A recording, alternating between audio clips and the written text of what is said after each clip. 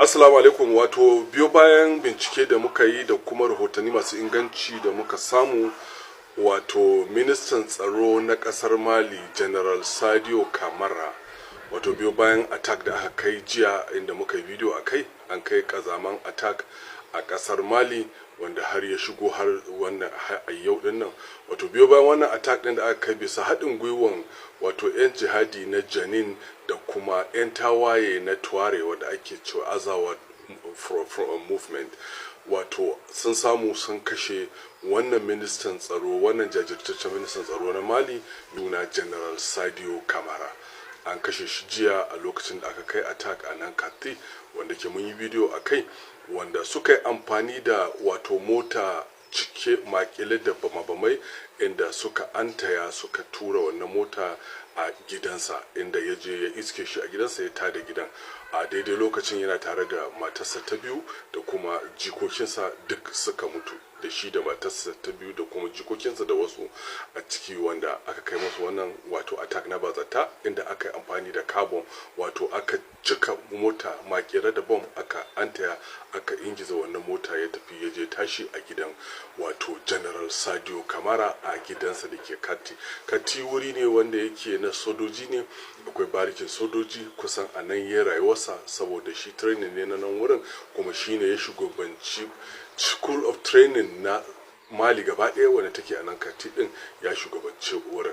To wannan abu da ya faru kenan a jiya, wanda rahoton ya fito a yau din nan, wanda gwamnatin Mali ta tabbatar da mutuwan wato Sadio Kamara. Wannan ba karamin rashi bane ga wato kasar Mali, wanda ke duba ga yanda jajircewa da kuma wato gwagwarmaya da yi wajen kawo saukin ta'addanci a kasar Mali. Wato kar ku manta ya taka rawa sosai wajen kawo wannan gwamnati na wato Colonel ko kuma General Assimi Goita.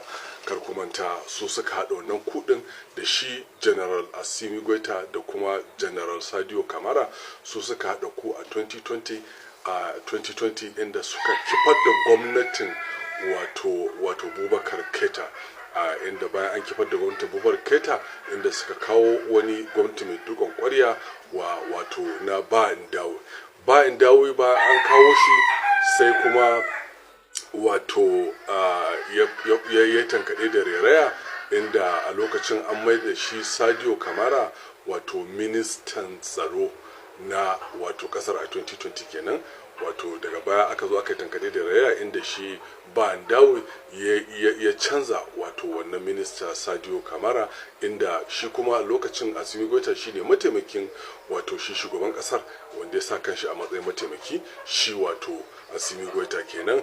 A inda Assimi Goita ya ga bai dace ba wannan abin da aka yi, sun taho tare da wato Sadio Kamara, a inda shi ba Ndawi wato sabon shugaban kasar mai riƙon ƙwarya na kasar Mali ya yi tankaɗe da raya, ya cire shi kuma wani abu ya bata mai rai, a inda ya ga gwagwarmayar da shi Sadio Kamara ya yi, a inda ya ƙara wani ku a 2021, wato a shekara an yi ku a 2022 inda suka kawo ba Ndawi, inda kuma shi bayan an canza shi Sadio Kamara, Assimi Goita kuma ya ƙara wani ku din, wato ya yi ku a 2020 ya kuma yi ku a 2021, a inda ya ayyana kansa a matsayin shine ma shugaba mai riƙon ƙwarya na Mali din kawai, inda ya dawo da Sadio Kamara ya kuma bashi ministan tsaro har ila yau. Wato Sadio Kamara ya ministan tsaro a ƙarƙashin ba Ndawi a 2020, ya kuma ministan tsaro a ƙarƙashin Assimi Goita, wanda har tun daga aka bashi a 2021 har mutuwarsa a jiya shine ministan tsaro. Wato jajirtacce ne kuma dan gwagwarmaya ne, wanda ya taka rawa wajen daƙile ƙarfin 'yan ta'adda,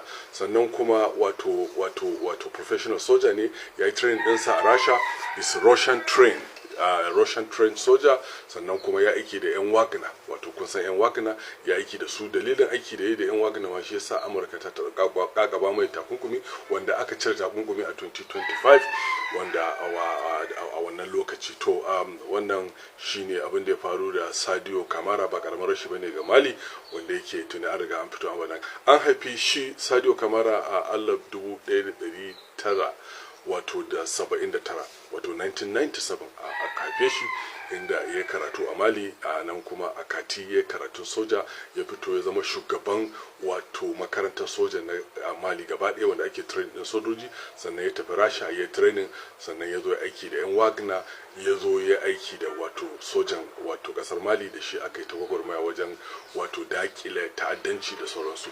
To a jiya ne bisa haɗaka da kamar da na ga muku 'yan tawayen Tuareg da kuma 'yan wato jihadin Janin su suka haɗe wannan, inda suka zo suka kawo wannan abu a jiya, suka kawo wannan ta'addanci a jiya, har suka kashe shi wannan jajirtaccen ministan tsaro na kasar Mali din, wanda yake abun ya ɗau hankali sosai, wanda a yanzu haka an samu an shawo kan abun a Mali, kuma wato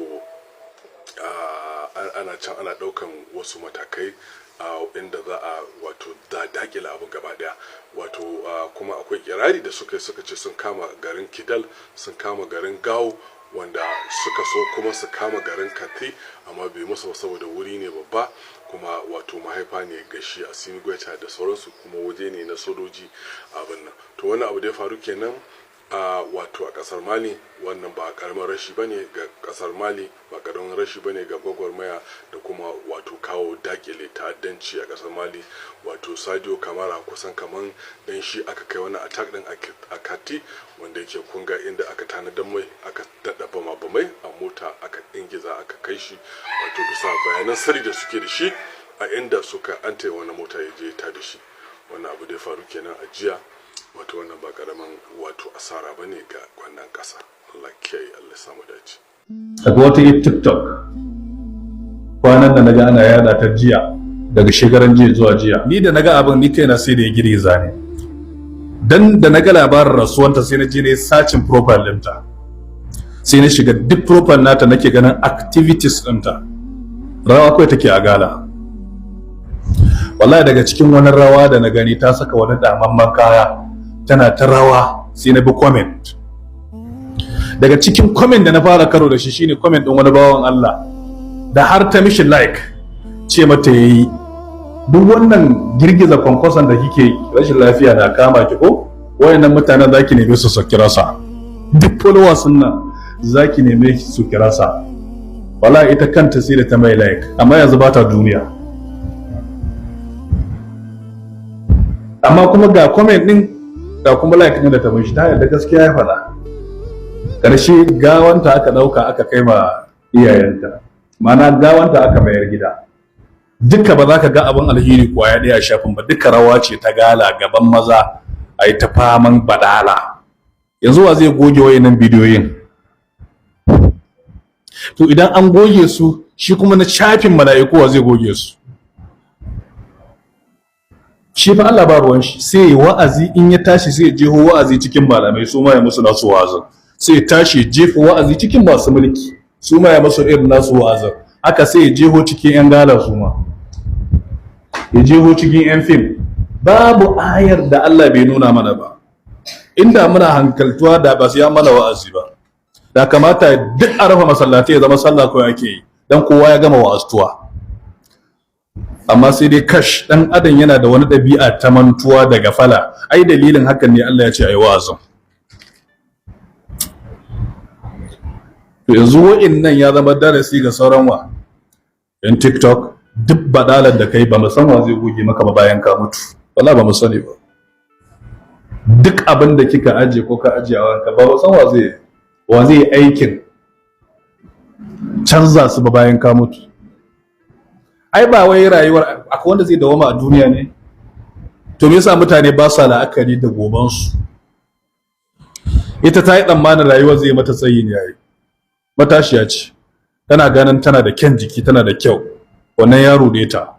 Yasa Allah ya ce ya ayyuhal insanu ma garraka bi rabbikal karim. Wanda ya rude ka game da barin Allah, kyan ka ne ya rude ka? Ta ai baka sani ba, ƙarshen kyan shine ƙasa. Tufafin ka ne ya rude ka, ƙarshen tufafi shine likafani. Motar ka ne ta rude ka, ƙarshen mota shine makara. Ba abin da ya rage maka sama da abin da ka aikata. Yasa masu hikima suke cewa mutane suna neman mafita akan abubuwa uku, kuma dole kowa sai ya yadda ya mika wuya akan abubuwan nan guda uku, ba za su taba samuwa ba. Amma kullum muna ta fafutukan su samu ne. Amma abubuwa uku da ka sani a duniyar nan kowane dan adam yana kokari ya ga ya same su, amma Allah ba za su samu ba. Ba wanda ya same su. Kaga abin na farko da baka isa ka same shi ba shine hutu a duniya. Ba wanda ya isa ya huta. Abu na biyu, babu wanda ya isa ya kubuta daga maganganun mutane. Ko me kai sai mutane su yi magana a kanka. Ko baka yi magana ba za a ce mun ji baka ce komai ba. Ko ba haka bane? Abu na uku, baka yi saka tsallake wa mutuwa ba. Da haka abu na farkon nan da baka yi saka guje mishi ba shine hutu a duniya. Yanzu a ga mutum yana karatu yana cewa bari in gama karatun nan huta. In ya gama yana hutawa? Sai ce to yanzu na gama karatun, gaskiya na gaji da zaman banzan nan, bari in samu aiki in huta. Sadda ya samu aiki ya huta? Idan gauro ne sai ce ya gaji da gaurantan nan, bari ya aure ya huta. Sadda ya aure yana hutawa? Ko kun fahimci abin da kyau? Duk wani mataki da ka kai kana tsammanin hutu ne, kana shigan shi sai ga shi ma kanshi wahala ne. Da haka babu sauran hutu sai aljanna. Babu wanda ya isa huta a duniyar nan. Saka duniya gidan gwagwarmaya ne, dole ka tashi ka faɗi. Idan talauci ya yi shi ka sai ka ce Allah ya ba mu kuɗi mu huta. Amma ka kalli masu kuɗin su kansu sun huta? Allah ba su huta ba. Mulki da wasu ke nema su samu duk saboda su huta ne. Da suka samu mulkin sun huta? Wallahi ba su huta ba. To shi yasa Allah da ya tashi magana sai ke cewa me? Sai yi magana sai ce kaga aljanna, innal ladzina amanu wa amilus salihati, sai ce me? Kanat lahum jannatul firdausi nuzula. Wa'inda suka yi aiki na kwarai, Allah ya ce suna da aljanna firdausi a matsayin masauki. Allah ya ce la yabghuna anha hiwala. In sun samu aljannan ba sa neman canji. To kaga ƙarshen hutu kenan.